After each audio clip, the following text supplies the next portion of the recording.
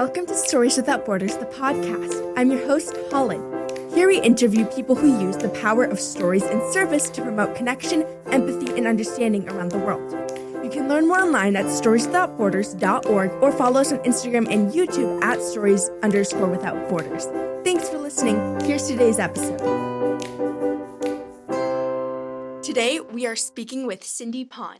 Cindy is the author of Silver Phoenix, which was named one of the top 10 fantasy and science fiction books for youth by Booklist, and one of 2009's best fantasy, science fiction, and horror by Voya. Her follow-up novels in the same universe, Serpentine and Sacrifice, were both Junior Library Guild selections and received starred reviews from the School Library Journal and Kirkus Reviews, respectively. She also wrote Want, a Freeman Book Award honorable mention, and its sequel Ruse. She is the co-founder of Diversity in YA with Melinda Lowe. Cindy has been a student of Chinese brush painting for almost 2 decades and has now delved into learning how to paint in oils. She loves to travel, lift, and hunt for cute shinies on Pokemon Go. So welcome, Cindy. I'm so excited to have you on this podcast. I'm so happy to finally be here. Thank you, Holland. Of course. I'd love to start off with talking about your author origin story. Yes. So specifically, what made you decide / want to be a writer? I think I have a little bit of a different background in that I came to the United States from Taiwan when I was 6 years old. Right. And I was ESL in the 80s. And I have a very distinct memory of going in mid-year. It was March, first grade, and I didn't know the alphabet. I only knew my name was Cindy, and I didn't even know how to write it. And so I remember the teacher writing my name up on the board. And it was just such a struggle because at 6, it's that time where you're learning to communicate, and it was basically all taken away from me. Right. Like I went into a world where nobody could understand me. And so I was pulled with other little immigrant kids. I remember in like an hour, I don't know if it was every day, but it was to learn English. Right. And my mom teaching me the colors and how to spell it out. And I remember practicing. And then all of a sudden in 3rd grade, I could read. And it was just like a jump between, I don't remember 2nd grade, but when I was able to read and then the scholastic book orders came and I would choose books, it felt like literal magic because I went from like nothing to all of a sudden the world opened up for me.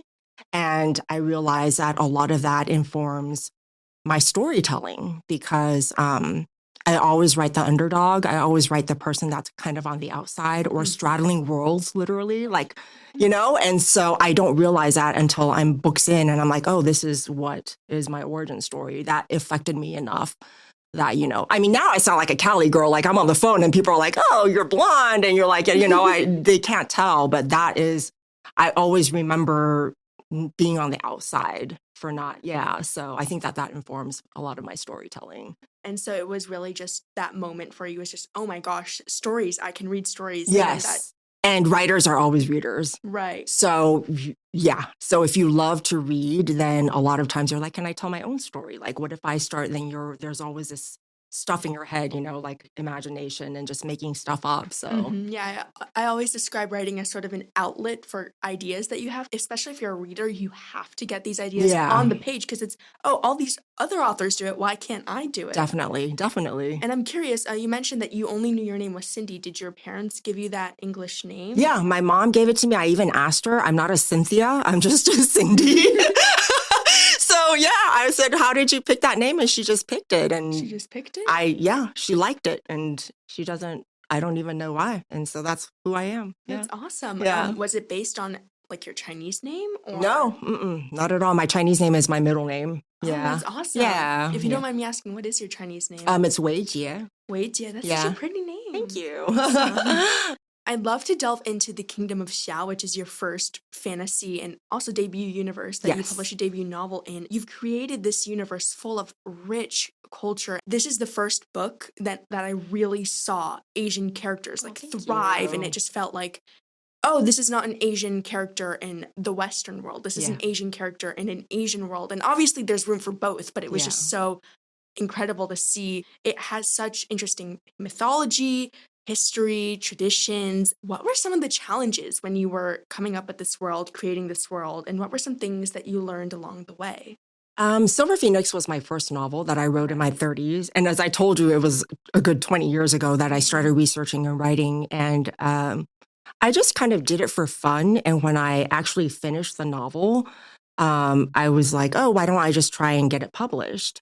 And it wasn't until it did publish that I realized that I was basically writing for my younger self because I'm such a fantasy reader. Yeah. And I didn't know until then when I saw my cover that I'd never read a fantasy novel with anybody that looked like me in any of the stories that I read. And I was a prolific reader.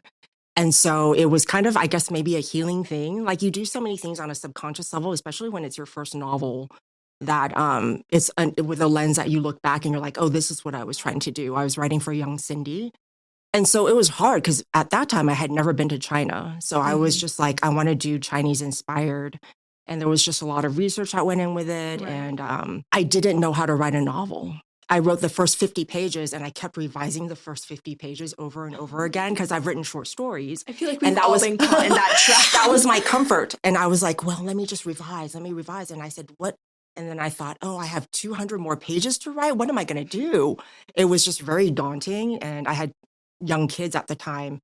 And so I kind of just struggled through it. And after I was done, I was proud, it's not as you should be. Oh, thank you. It's not like amazing, but and then I looked around and when I try to sell it, they're like, there's nothing. When you go to a publisher, they always want to compare because they're like, when they try to pitch to sales, they're like, this is the equivalent of our Hunger Games plus this. And my editor that acquired it, she said, there are no comps. We could not find anything except for this maybe adult thing, but nothing in young adult. And at that time, all of the Asian-inspired fantasies were written by white authors. And so the lens was very much, I feel like a lot of times, especially when white men write, it's very exotified. Oh, 100%. Yeah, so just because it was my lens, I wasn't doing that. And so it kind of became what drove me to write more Asian-inspired fantasy because I was one of 5 doing it in young adult. We've sort of talked about this, but how did you approach writing Silver Phoenix and Serpentine in terms of the chronology and was there like a specific timeline or order that you chose to write them in?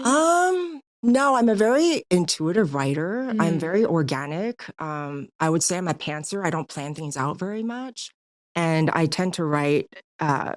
Because when Silver Phoenix came out, they're like, oh, well, that's a cliffhanger. And you obviously did that because you want to write another book. And no, like every one of these duologies, I consider standalone.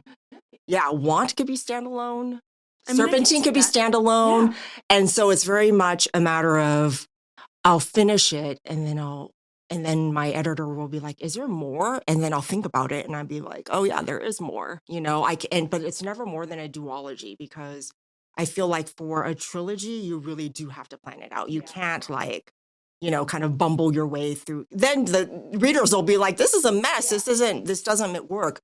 And so naturally, I kind of write in duologies. Mm-hmm. I noticed that because all 3 of your published series, they're all duologies. And I was just like, oh, is this just sort of what you gravitate It's just what I do. Yeah, I'll do the first book in a very close kind of first-person perspective.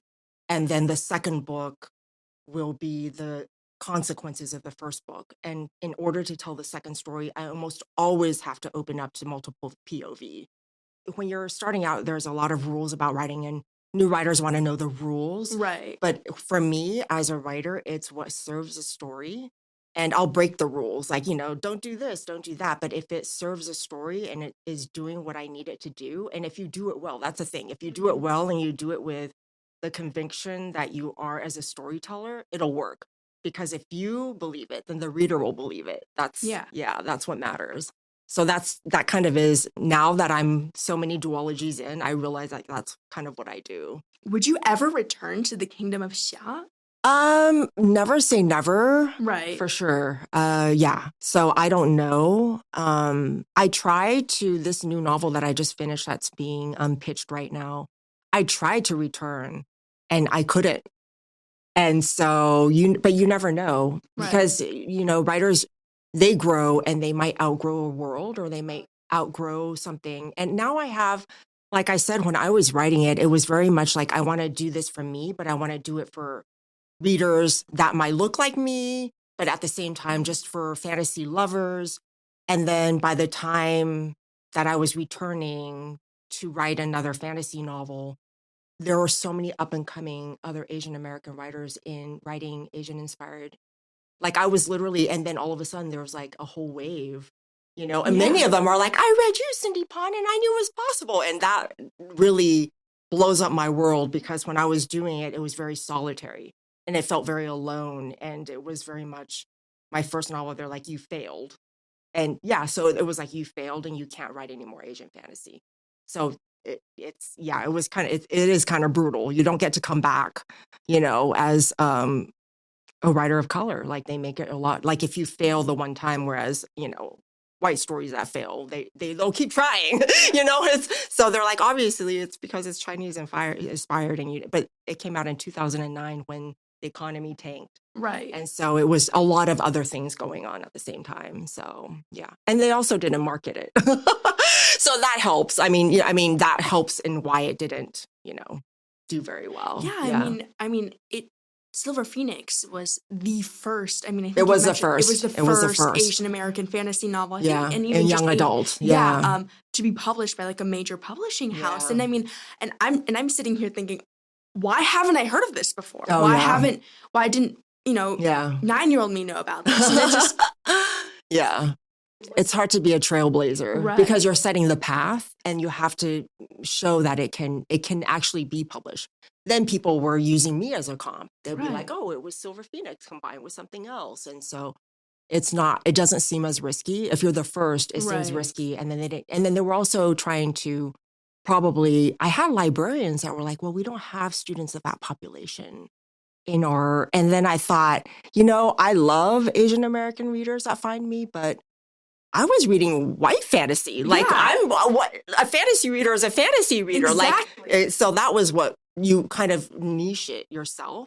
And then if the publishers niche it, or the librarians or any of the gatekeepers, the booksellers, if they niche it and they're like, we're in the middle of Idaho and nobody's going to buy Asian fantasy, then I get hurt as an author. So it's challenging in very many ways. I feel like if you're only reading books that reflect yourself, I mean, I feel like you do grow, but you're also not. I love reading other cultures and Me too.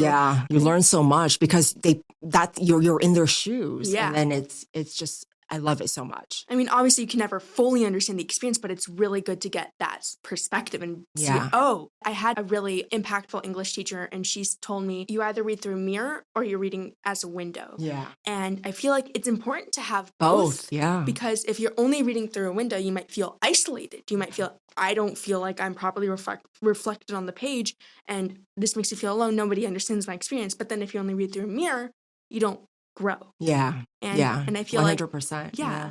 And sometimes you need to break the glass. You just be like, knock, knock, I'm making my own window.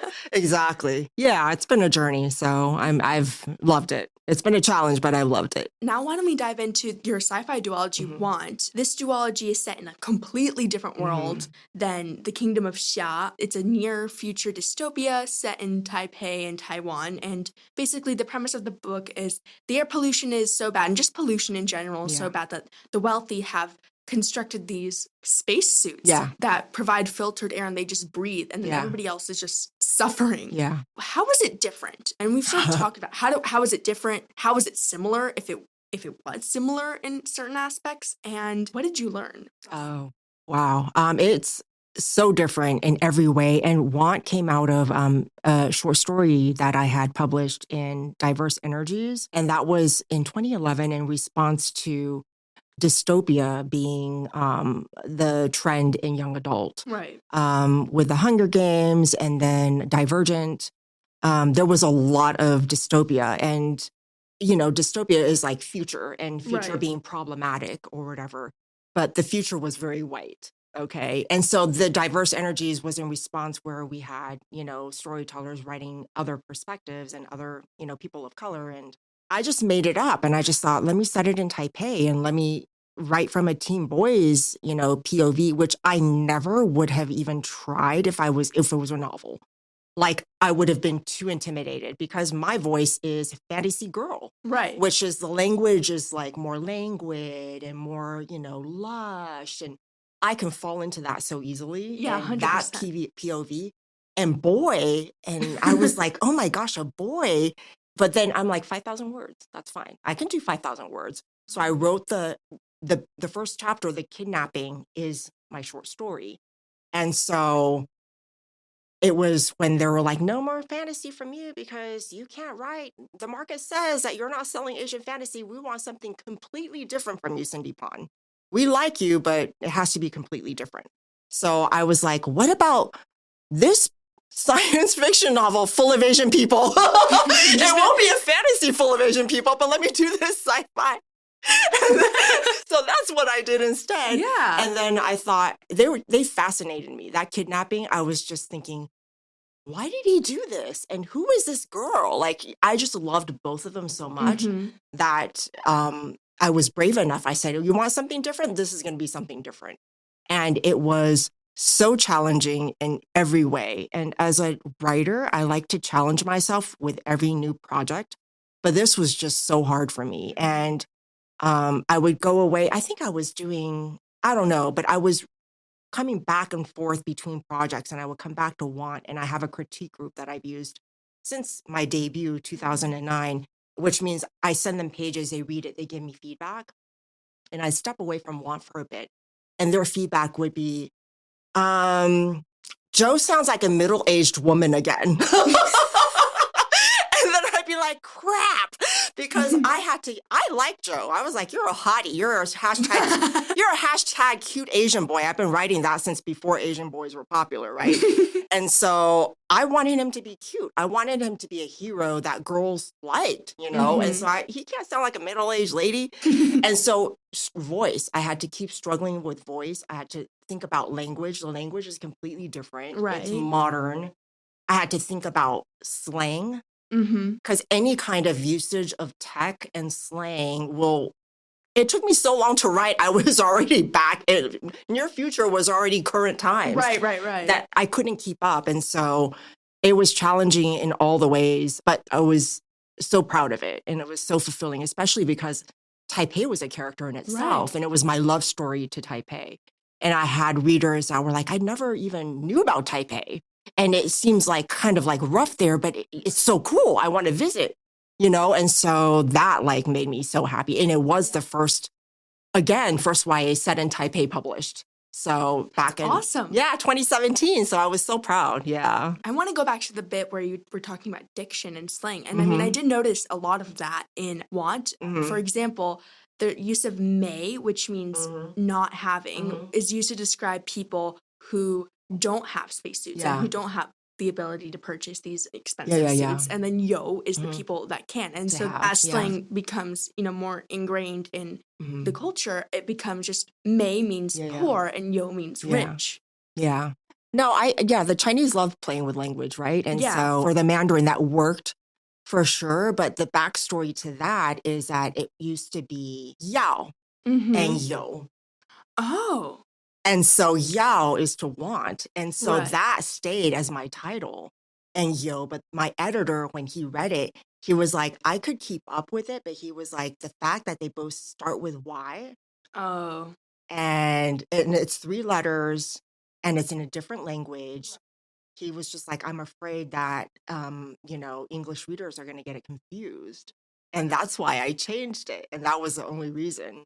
So Yao, they were supposed to be a group of people that were called Yao. But I got to keep the title. And I love the title. So, yeah. Now I'm wondering, what would English readers think if it was just Yao, the title? Yeah. Yeah. That's so interesting. They would never let you do that.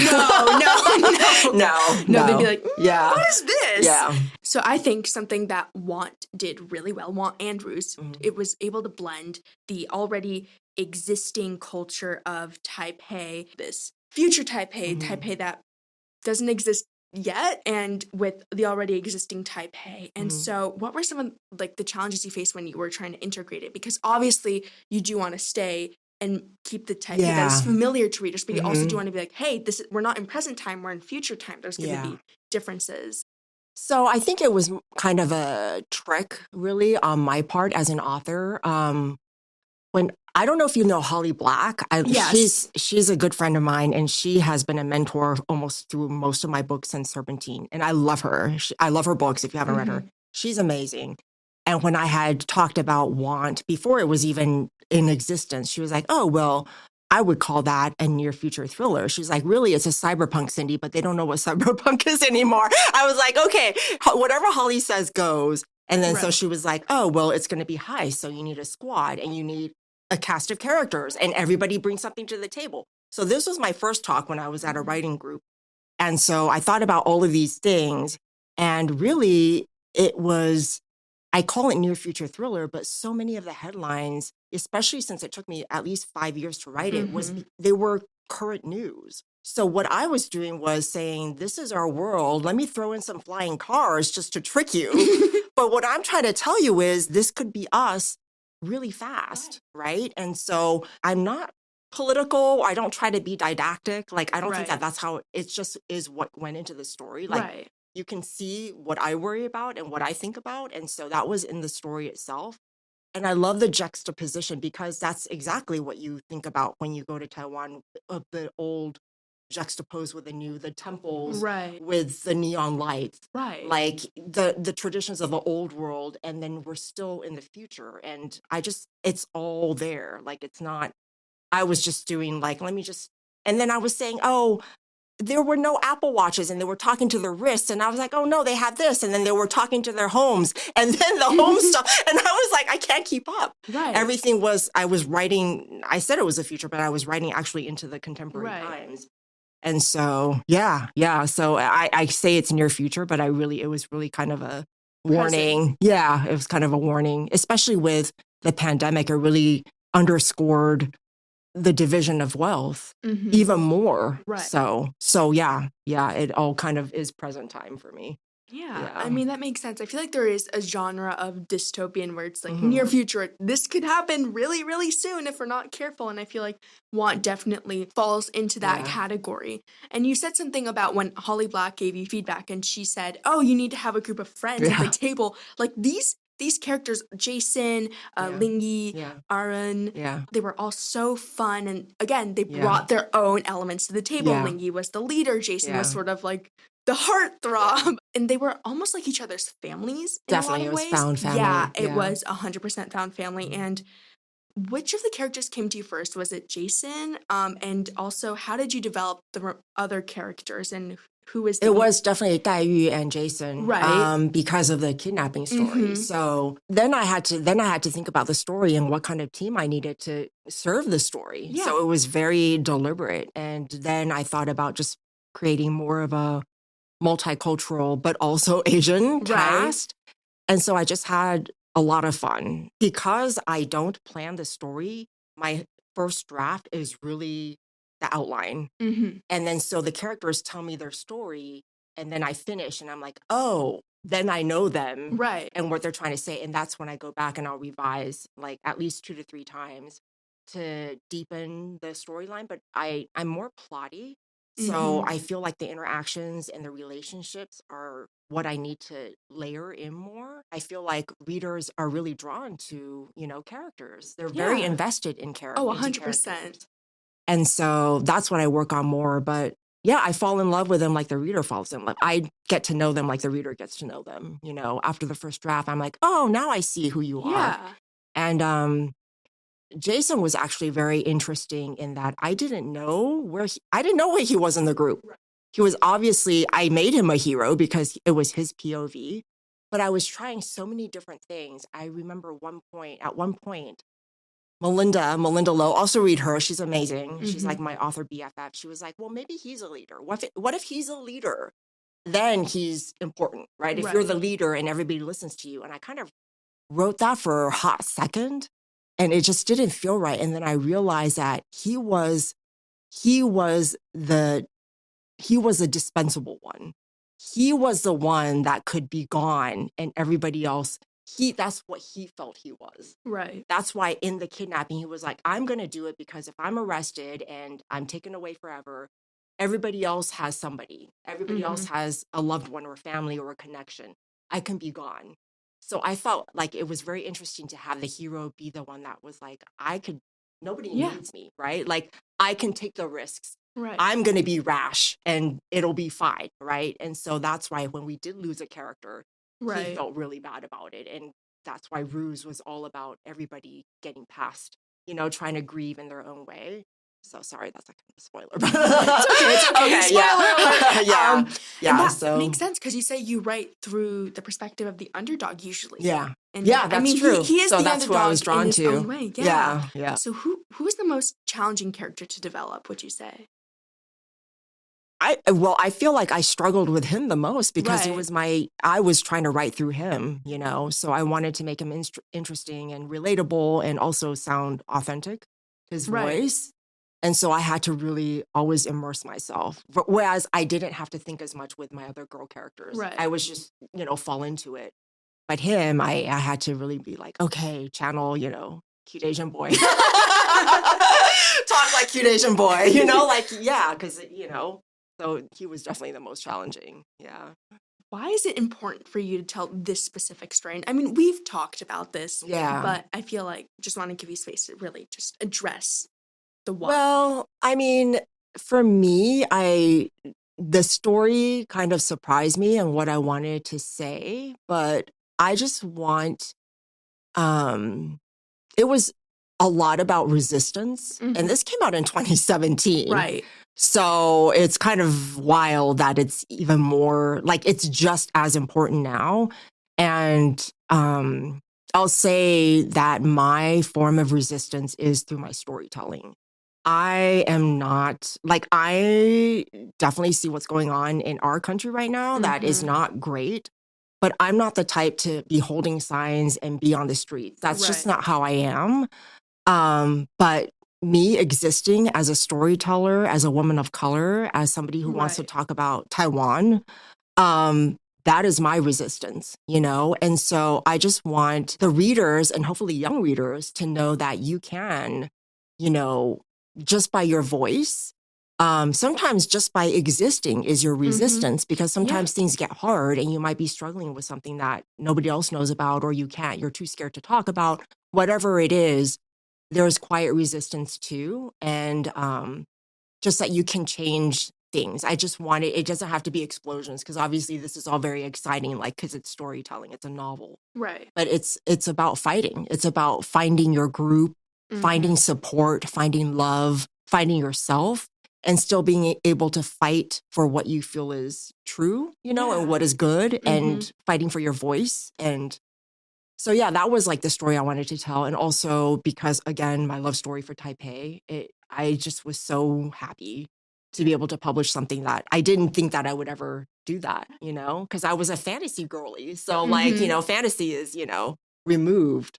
And so there's many things to be happy about for this novel. Yeah. To be in existence. Definitely. And one of the other things to be super happy about for this novel is that the rights are getting purchased. I know. It's so it's very exciting. Congratulations. Thank you. And if it ever does become a movie or a screenplay or a TV show, what changes do you think there would be? What do you think would stay the same and what do you think would be different? I mean, hopefully it's in Taipei. Yeah. Yeah. Fingers crossed. And hopefully it's an all Asian cast. Yeah. I'm hoping that those things stay the same.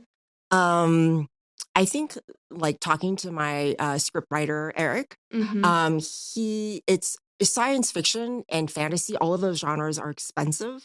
And so just to make.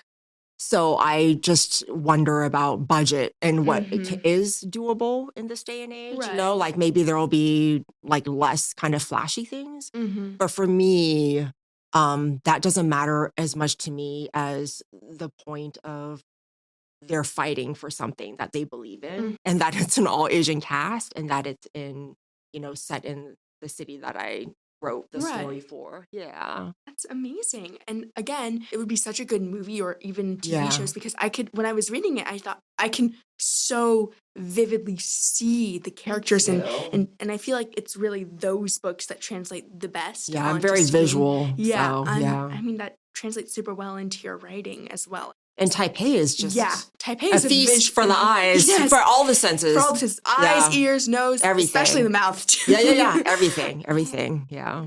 Another reason why I'm obsessed with Want and Ruse especially is because I spend a lot of my summers in Taipei with my mom and my younger brother, and I get to explore all the night markets and go visit all the beautiful sites and temples. And so just seeing another character and seeing Taipei on the page, which is something which I'm very shocked has not happened more often. I mean, there was Love Boat Taipei, Abigail King Wen's book, and then there's Want, and then that's honestly really it. That's really that's what I've seen. But it was just so incredible just to be able to see such a beautiful and incredible city just on the page and for more readers to discover, because I think more people need to know about it. And as we've discussed before, Want and Ruse, a big theme is environmentalism in a dystopian society.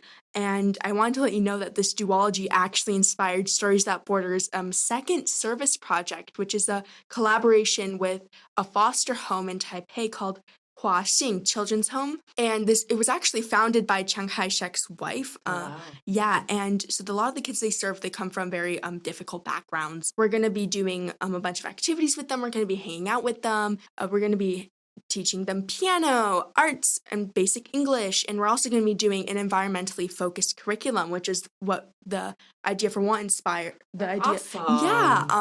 Because one thing that Taiwan does actually pretty well is they really do focus a lot on sorting the trash and recycling, and it's a very clean city. So I feel like it would be really fun to have like a conversation with the kids, like, why do you think this is important? Why do you think Taiwan puts so much emphasis on this? Honestly, just I think being there for the kids and letting them know, hey, there are people that care about you. There's people that want to spend time with you. I think that'll be really fun. That's wonderful. That's amazing that you set that up. Yeah, thank you so much. And thank you for making the book that inspired this idea. Oh, thank you. Once again, I want to congratulate you on your upcoming novel. That's thank amazing. you. And I'm so excited to have a new piece of work by you, and I can't wait to read it. I know it's still super under wraps, but could you tell us a little bit about the novel? It's really under wraps. I took a long time to write it, 3 years, which is probably the longest I've spent on a novel. And this, again, is something different. Like I said, I was trying to return to the Kingdom of Sha, which would have been a companion novel to Serpentine. Right. I had a few false starts, and I talked to Holly again, and she gave me some ideas. Then I just thought, oh, maybe not. Maybe I'll just look into retelling a Chinese folklore or something like that and put my spin on it like I like to do. But I finally realized that it's because I kind of outgrew that world for now. Like it wasn't calling to me as much because there are so many other voices and stories that other Asian American authors are doing. I didn't feel so compelled that I needed to represent. So this story came out of, it was like a lightning strike. And so it is, again, young adult fantasy, which is what I love. Coming of age, first love, all of that I love. Awesome. And it's my first non-Chinese inspired. It starts in London, and then it moves to Mexico City. Oh, awesome. Yeah. And then the heroine is Chinese, and she is a contortionist in a magical circus. Oh, that's awesome. Yeah, that so seems like it's such very a fun cool. novel. Yeah, it's very fun. Yeah, I'm very proud of it. I'm really excited to read it, and again, congratulations. Thank you. What are some of your strategies when it comes to writer's block? Oh, yeah, that's always hard. I feel like taking time away from actually writing. Yeah. So this novel that, like I said, I'm trying to sell, it's not, so nobody was waiting for it. It's not a contracted novel. It wasn't under deadline. Everything was on my own. And that gave me the space to dream and to take my time. It's nice to have a novel under contract, but then somebody's kind of like, hey, what's going on? Like you just feel like you don't have as much time to dream. And I like to dream and I like to just think about the story because I am intuitive. And I like to just take time to think, because when you're writing and you're immersed, you're almost always in the back of your mind thinking about the story. Like you're showering, you're thinking about the story. You're doing chores, you're thinking about the story. You're driving, you're thinking about the story.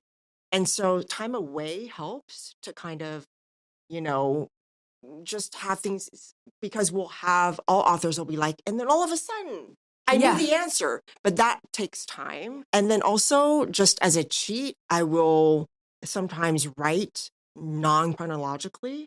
Oh, So yeah. I'll skip it. Right. So I'll be like, I don't know what's going to happen between this and this scene, but I know that this scene is going to happen a little bit later. Mhm. So let me just go ahead and write this scene. And then it's kind of like a jigsaw puzzle. Right. And not all of my novels were written in like linear form, but this one was, this current one. So whatever works for you, you know? Yeah. Yeah. But time away and then also skipping it. So it's not such a thing like you're like, oh, Mhm. I don't know. And then it kind of Yeah. becomes a thing, you know, and that you block yourself. And I feel like a lot of people think that taking time away is counterproductive because it's, No. if I go further into the cave, I'll No. find the answer. But Yeah. sometimes taking And time sometimes away, writing wrong. Right. Because you'll write it and you're like, oh, this is really wrong. You're like, okay, no. You just know that it's Yeah, wrong. this isn't So Yeah. sometimes you have to write wrong to write right. Yeah. Oh, that's a good quote. Yeah. I'm going to steal that. What is your world building process? Because you have these beautiful, intricate worlds. And so what is your strategy for creating worlds that feel real and detailed? Again, I do a lot of research, but Right. as I said, I hadn't even gone to China by the point Mhm. when I had written my debut novel. Right. So I just had, for Silver Phoenix, I had so many books, like reference, like giant coffee books of China and like, just so I can try and immerse myself. But for me, my world building is very sensory. So Right. I have adult fantasy, like Kate Elliott is a friend and also such a good writer, amazing, multiple plot lines, big cast of character. And her word building is like, what is the magic system? What is the political system? What religion is dominant? What is the topography? What is the geography? What is grown? Like she thinks like farming, like she thinks like the whole world. Whereas I'm just like in the head. That's why young adult tends to be first person or like very near third. So I'm just in their head and I want to feel what they feel. I want to see what they see. I put you know, Yeah. that's my world building is sensory. And that's why Taipei was so great because like you said, every sense, like I know when I land in Taipei, like I just smell it and I can feel it, you know, and I know that like I'm home, you know, and so Agreed. that's how I write. That's my world building. I just try to put you in their shoes more so than anything else. Yeah, that feels like a very great strategy, especially because for a lot of visual writers, it's really hard Yeah. to just be like, oh my gosh, I have to write, but like I'm so into the sensory Yeah. details. But no, you don't have to, it doesn't have to be exclusive. You Yeah. can just, I'm very visceral. Yeah. and I mean, it sort of works out because I've seen writers that are, very talented, but the worlds they feel 2D. But sometimes I being see. more You're not immersed in the immersed. senses is just, it feels 3D. The author is immersed in this world. Yeah. The senses, because they come alive. Because Yeah. a big part of the world is the senses. Because if you don't have the senses, what do you really have? And as we've mentioned in the introduction, you're the co-founder of Diversity in YA with Melinda Lowe. And so why is diversity so important to you, especially in the world of literature and YA literature specifically? Well, that's kind of like in rest now because, Right. again, something that we started in 2011 that, you know, I think we carried it on for a good 8 years or so. And then I think at that time, it was, again, very much we didn't see a lot of representation, especially in young adult Right. and middle grade and children's stories that I feel like you really should have representation, especially given how diverse we are in the United States, you know, and how interesting other cultures and other stories and other lens, you know, POV, that it's important. It's part of us, you know, so that's what we were kind of establishing. And at that time, there was a big tour going on, like made by authors themselves, because the Diversity and YA tour was just me and Melinda arranging it. Yeah. But a little bit, like a year or two before that, it was another book tour and it was all lead title. It was really all lead title authors and it was very homogenous. Let's just say they were going to all the cities and there was just not representation. And so I joked, I'm always joking. So I joked with Melinda. I was like, why don't we just do a diversity tour by ourselves? And so that's exactly what we did in 2011. And That's amazing. yeah. And now we still need it, but it's better. But Mm-hmm. it's, it's kind of, yeah, we still have work to do, but it's better. What is the most difficult part of writing a character and developing them? I feel like finding the voice Oh. and just knowing who they are. Like I said, a lot of times I don't know their motivations. I don't know, whatever their hurts and insecurities and everything until I get to the end of the story. And so I kind of have to tell their story to myself first. Yeah. Yeah. It's kind of a get to know kind of thing. Yeah. What is your favorite genre to write in? Is it fantasy? It is fantasy. It is fantasy. And even I tried contemporary for a hot second and I tried and I was like, when do the monsters come? Like, when does the magic happen? It's just, and the contemporary writers are like, how do you make all this weird stuff up? They're like, what is this? They can't imagine being fantasy writers. And I can't imagine just writing in the real world. That seems so. It is. How do you just stay but they're very contained? good. I read contemporary when I read it. I'm like, oh, this is really good. Same. But so that's just how I am. Yeah. Yeah. I mean, I respect the contemporary writers. I could never do that. I always have to include some sort of fantastical element. Oh, so you write too? Yeah, I do. I'm a writer. That's awesome. Yeah, thank you so much. In all of your series, food plays a huge, huge role. And if to any listeners listening, do not read Cindy's books if you're hungry. It's true. Eat a big dinner, and then read Cindy's books. And then you'll probably get hungry just eating it. Was that intentional? And why was it important for you to incorporate this? It was not intentional. And so I feel like it's because, like I said, Taiwanese, like we like to eat. And so it was just obviously like, Western fantasy is like, here's stew. Oh my gosh. And a hunk of bread and a slice of cheese or whatever it is that they eat. And I'm like, well, I'm going to write my fantasy and they're going to have noodles and, dumplings. And why wouldn't, and so it's part of like I said, it's sensory and it's part of world building. Right. And the rituals and the cultures that are associated with food. Right. And so that just seemed natural. And I didn't realize because it was one of the first Asian fantasies in young adult that I was getting angry tweets at midnight going, Cindy Pon, I'm so hungry and it can't just be a toast. It has to be dumplings. So, it was so funny. So I'm like, maybe I need to put like a little warning label onto it. Like, don't, read it when you're hungry. Do not read when Cereal's hungry. Not going to work. No. What do you hope your audience takes away from all of your work? I feel like I'm hopeful. That's just how I am. So I say want is dystopian, but it's not really dystopian. Right. Like I like to leave you with like a sense of hope that you can do something. Yeah. I want to leave readers with a love for story. Yeah. And just hope like that they can, if there's a challenge, that they can maybe rise to the challenge. That's what I like to leave readers with. That's really beautiful. Thank you.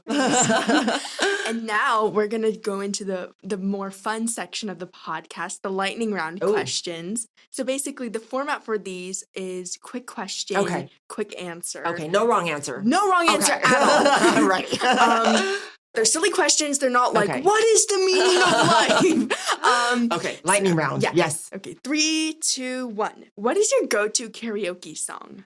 Oh my gosh, probably something by Madonna. Oh, obviously.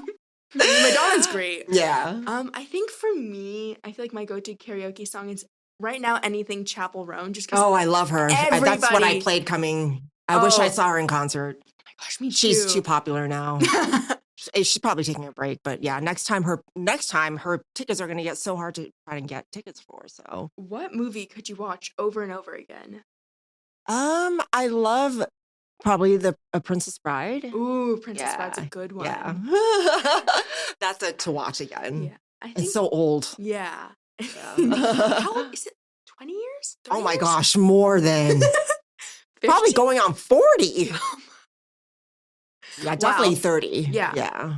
I mean, that makes sense. And that's fantasy, and it's fun. It has monsters and it's just sweet. So yeah. It's funny. Yeah. I think for me, my parents and I always used to joke that I could watch Home Alone over and over again. Is that your comfort show? Kind of. I mean, right now I'm taking a little bit of a break because I have seen it so much that I can recite certain parts of the movie by memory. And Macaulay's a grown man. That's how long it's been. Yeah. And I think also right now I'm getting into a lot of stupid movies. So like UHF by Weird Al. I could watch that movie over So and you over like again. to just like relax. I And like just to be relax. brainless. Yeah. And just like, yeah. For me, the books is where I really stimulate the I totally intellect. understand that. But the Yeah. movies is just, oh, haha, it's just two guys in a top hat making weird sounds like, whoa. Oh, that's funny. Yeah. Do you prefer coffee or tea? Coffee. 100%. Yeah. I don't know. Where's matcha? Does matcha? Matcha's a tea. Yeah, but I feel like it's in between. It's like that liminal space. No. No. It's tea. It's tea. Yeah, No. I like matcha. So I guess tea. I guess I can go with tea. Yeah. What was your dream job as a kid? Oh, wow. I think writer and also teacher because I like to write on the board. But that was when there was chalk. Now it's just So now I definitely don't want to be a teacher because there's no, like, I loved writing because I would watch my teachers write and then I'd be like, in the UV rays. And I was like, wow, that's so cool. And now there's no joy. There's no chalkboards. I think for a long time I wanted to be an author, but there was also a phase in my life where I wanted to be a marine biologist. Oh, yeah. Specifically. Yeah. I had no. Come to UCSD. Go to Scripps. Yeah. Yeah, for sure. I'll check it out. Mm-hmm. And you can be an author no matter what you're doing. That's the good thing about being an author. It's like marine biologist by day, author by night. 100%. Are you more of a morning person or a night Oh my owl? gosh. I'm a night owl. 100%. Yeah, I'm usually up till 2. So, yeah, I don't like to get up before 10. That's So. fair. I'm the complete opposite. I like being in bed by 9:30. Oh my gosh. And I like waking up at 6:30. Oh my gosh. That's wild. Yeah, I had to get up early for my kids, and now they're both grown up enough that I don't have to wake up anymore. So I can go back to my night owl ways. Yes. Yeah. Do you like your and same vein? Do you like your mattresses firm or soft?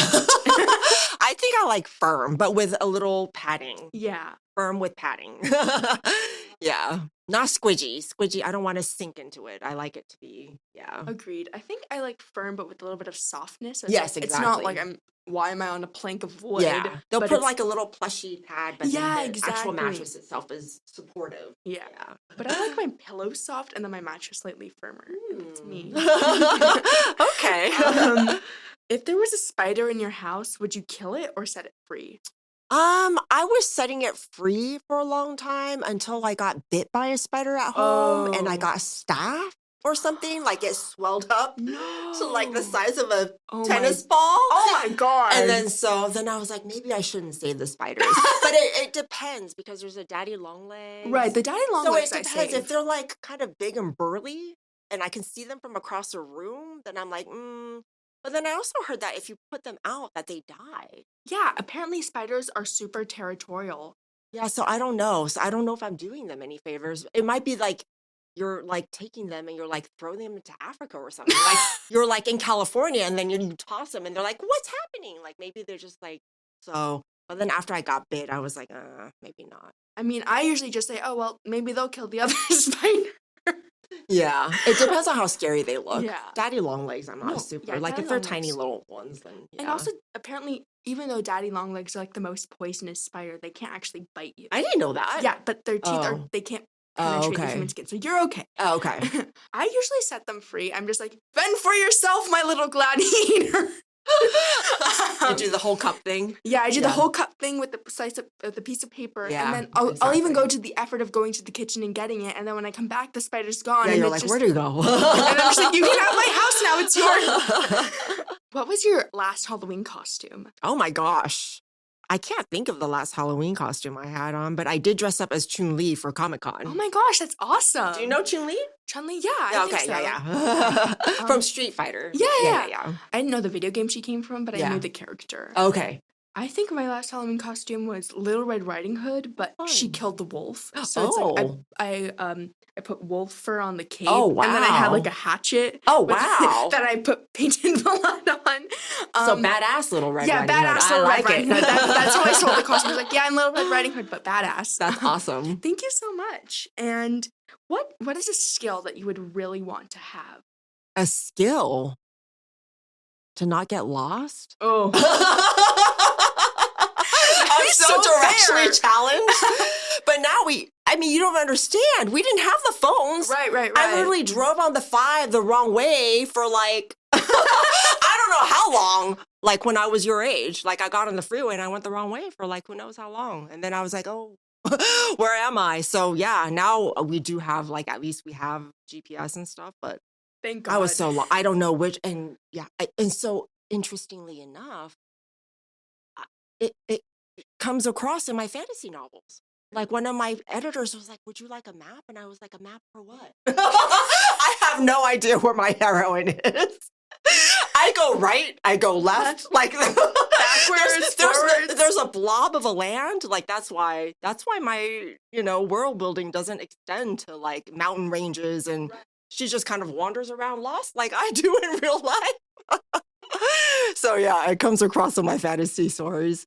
I think for me, a skill that I would really like to have is dancing. Oh, Like I see all the K-pop. for the TikToks? No, not the TikToks. I mean, like, I don't want. Yeah, see the real K-pop because dance. they do so much of the group dancing. Yeah, I feel like that'd be really fun to do. Also, hip hop would be super cool. Yeah. And also, just imagine just break dancing. Oh, I could not dance either. I would love to just do that. I don't know. My limbs just they don't No. cooperate with me when I try to me dance. neither. I'm very uncoordinated. I can't even do aerobics. So yeah.